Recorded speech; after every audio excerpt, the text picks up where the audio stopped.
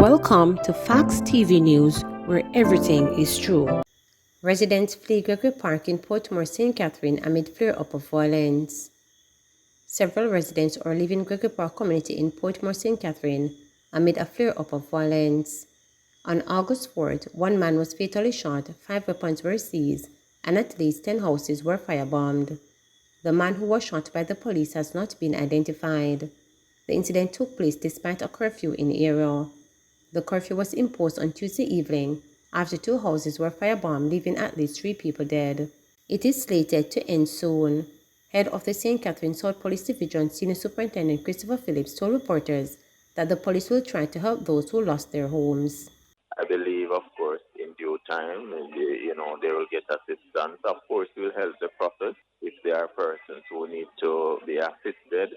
But what we have picked up, though, is that several of those units, since of late, are units that were abandoned for quite a while, and that members of the gang felt that those empty units pose a threat to them in that their enemies occupy and attack them from those empty units. So it's some of that in the mix, as well as there are persons who were living in some of these that suffered serious loss.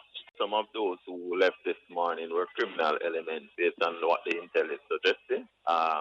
Persons get uncomfortable based on the level of police presence and operations that we have been doing in that area. Listen, sometimes the police in that area, residents are tight-lipped, right? And so it's very difficult sometimes to get a quick appreciation of what happened in there, where to go sometimes. So we just have to be studying the ground all the time. We have been having, several teams inside here, Intel team, the JDF, JCS members. We're really doing a comprehensive study of this area so that we know how to move in those areas. A very tough area to police, very, very tough area to police. And those residents who must cooperate with us by giving us information in a timely way that we can respond.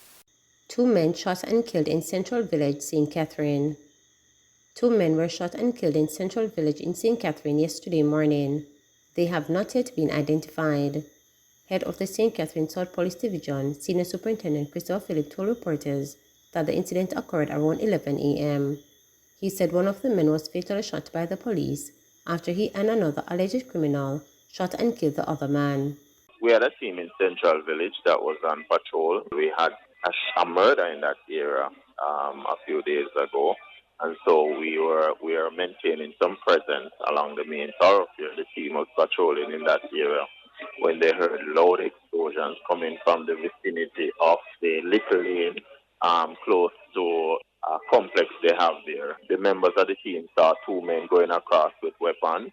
They attempted to accost them, and these men fired at the team.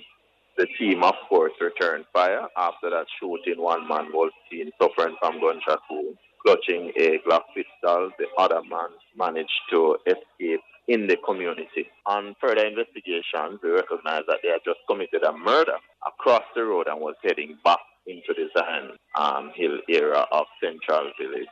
So that's what happened in that incident. We're yet to confirm the identity of the deceased. Senator Fraser Baines suggests suspension of Wodalco's bauxite permit.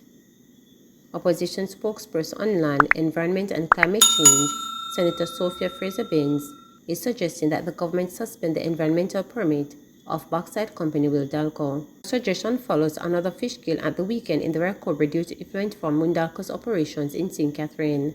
Several environmental groups have also increased their calls for immediate action to be taken against the company. The government has failed the residents and the communities in the rear cover area. The fact is that they have failed to take decisive action, which is provided in the law, and this has led to the ongoing environmental disaster, and it doesn't seem as if there's a resolution in sight. The opposition is therefore calling on the government to take steps to immediately right the wrongs, and some of those steps could include the suspension of the environment permit that Windalco now has. And this is a power that is provided in the law. And I'm quite sure that it will have the support of the opposition and the communities who are so impacted by this devastated act. And this destructive action has had very negative impact on the families and their livelihoods in the community. Because of that, we are calling on the government to really show its sincerity by debating the motion that has been tabled in the Senate looking at the review of the NRCA Act, including the penalties for environmental breaches. The visit of the minister with responsibility for environment is, while commendable, really does not go far enough in dealing with the reality.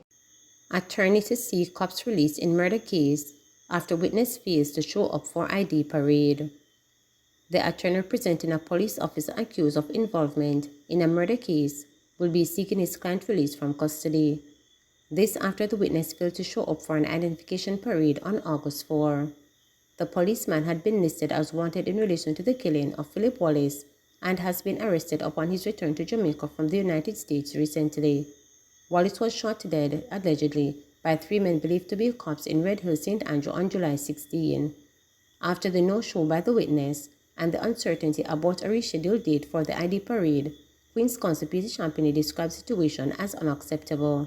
There was a firm agreement for the parade to be held today at midday. Arrangements were put in place, and at the 11th hour, we were advised that the witness was unavailable. This is simply unacceptable.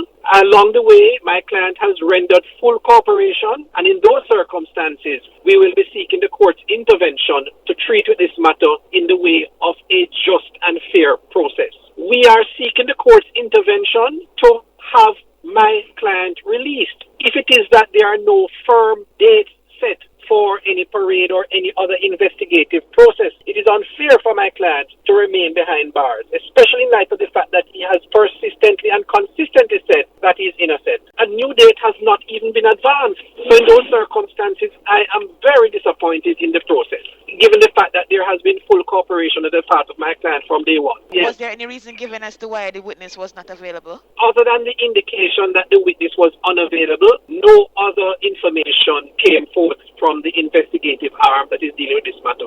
Construction on the redeveloped Spanish Town Hospital to start in 2023. Construction in the redevelopment of the Spanish Town Hospital is set to start in the first quarter of the new year. Health Minister Dr. Christopher Tufton made the announcement at the launch of the tender process. He is hoping to have the redevelopment completed within 2 years once a contractor is hired. We'll hopefully begin in the first quarter next year. That's not so long from now.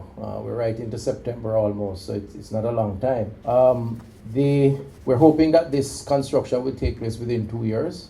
Again, it has to be tightly managed, and we're going to ensure that it is tightly managed.